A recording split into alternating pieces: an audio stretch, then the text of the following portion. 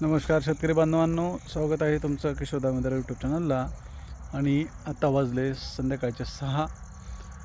सूर्य आत्ताच मावळलेला आहे.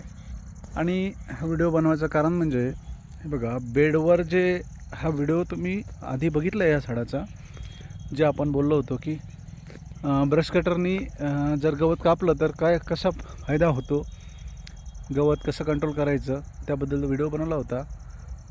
आणि आता इथे आपण जे पाणी देतोय बघा, उताराचं रान असल्यामुळं पाणी असं थांबत थांबत द्यावं लागते.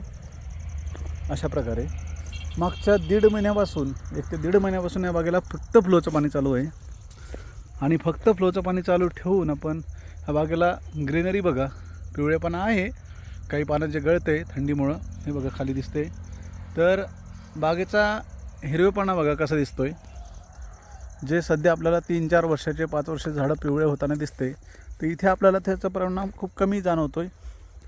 गवताला खूप भयानक रान आहे, हे बघा असं गवत निघतं आहे. याला थोडं वाढलं की आपण ब्रश कटर मारणार आहे परत. तर सांगायचं तात्पर्य काय की आता आपण हा व्हिडिओ बनवतो आहे याच्यासाठी बनवतो आहे की फ्लोचं पाणी थंडीच्या वेळेस म्हणजे हिवाळ्यामध्ये डिसेंबर आणि जानेवारी महिन्यामध्ये किती महत्त्वाचं आहे हे इथून तुम्हाला लक्षात येते.